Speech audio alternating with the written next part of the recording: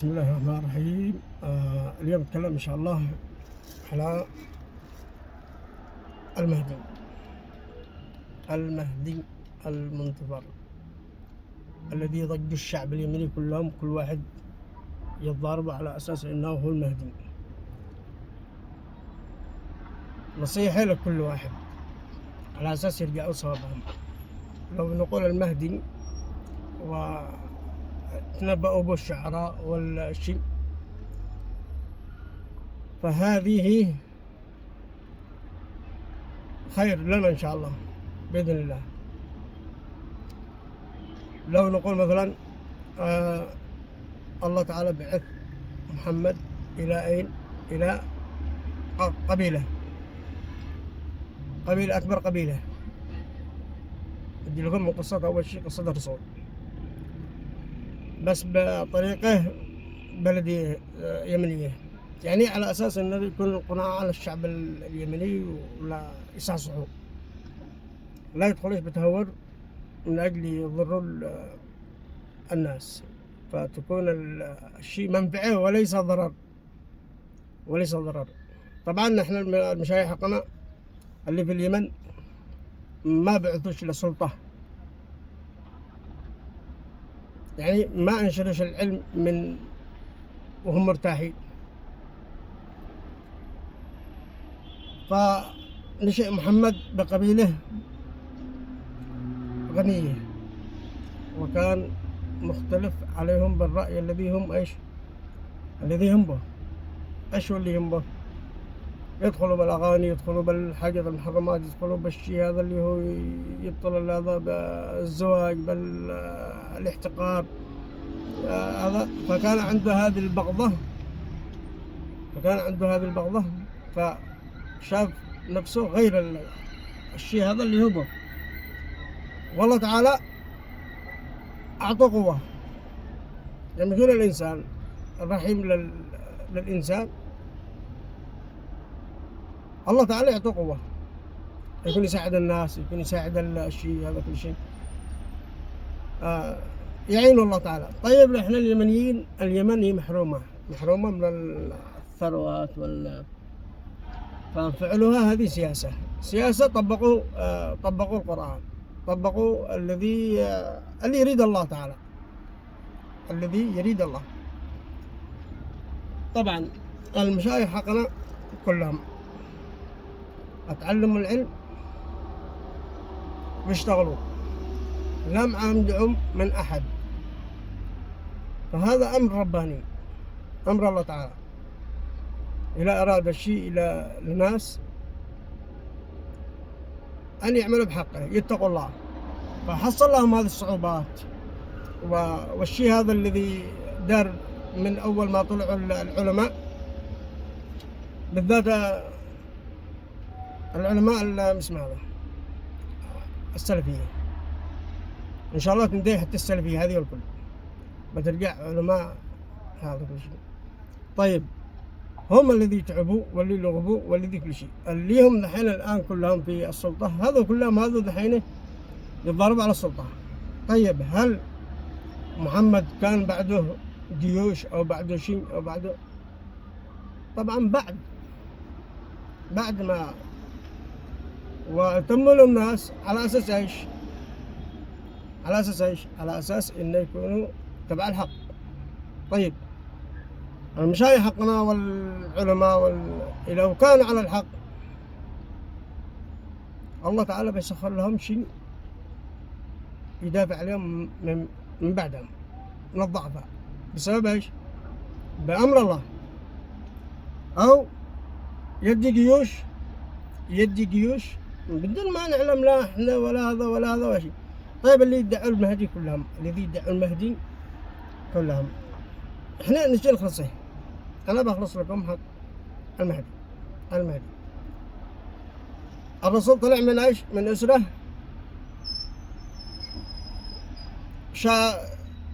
شابعين ومرتاحين وكل شيء، فانحاز عليهم. طيب فكان الرسول لقبيله،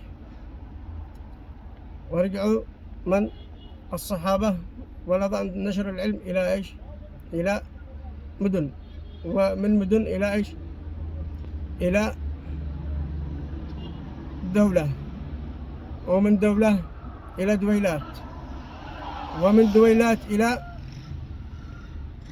طيب انتهينا دويلات. يعني لو نقول نشأت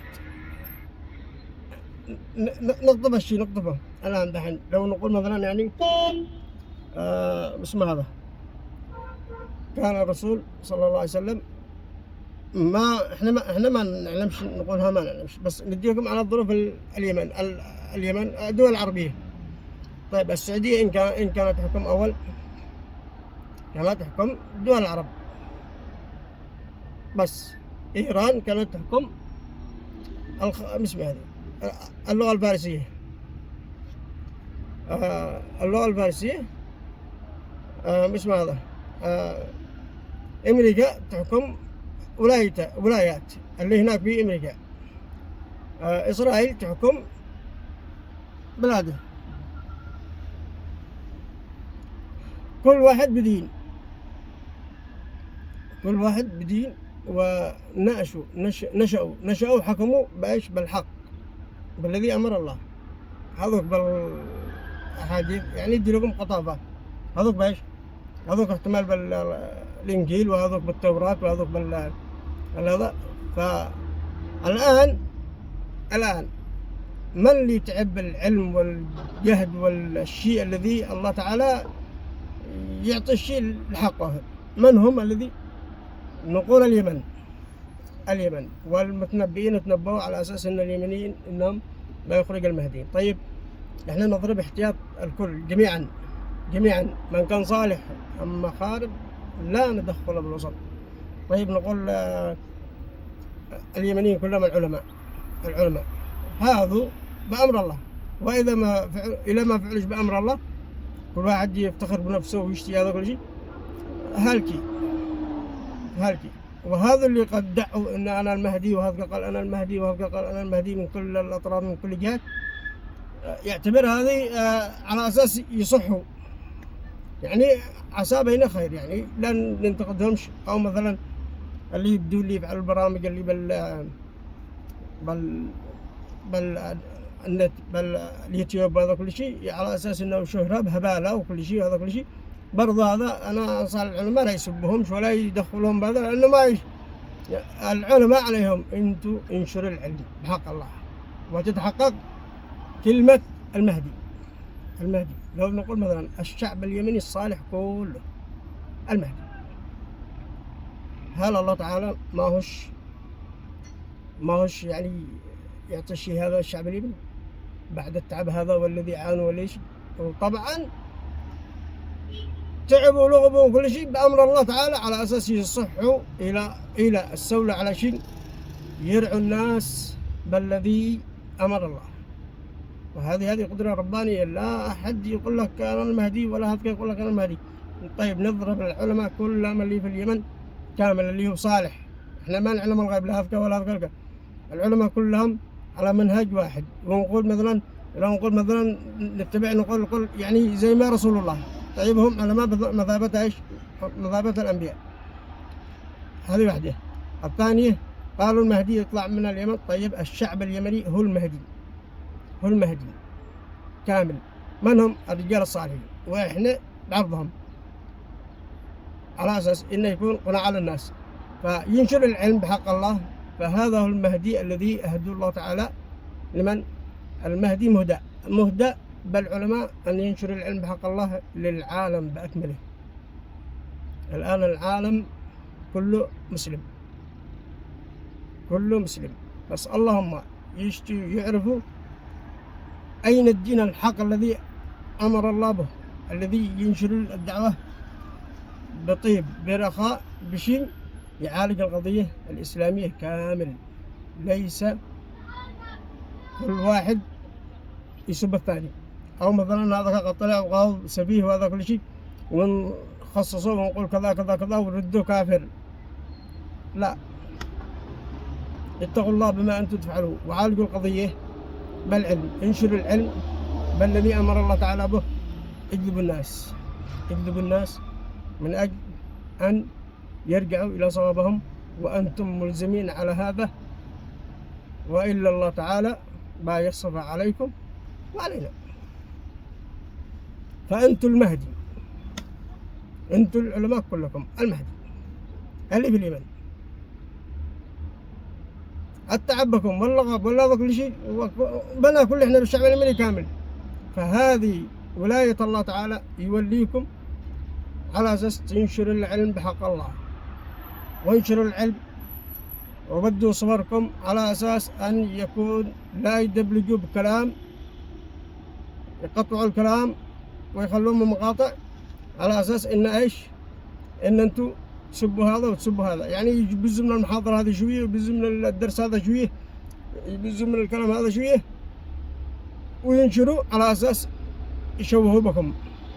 اظهروا مقاطع فيديو وانشركوا العلم بحق الله بالذي أمر الله تعالى من تحت القرآن، معالجة للناس وليس دمار واحتقار الآخر والسب. ولا تبالوا بأحد، ولا تبالوا بأحد.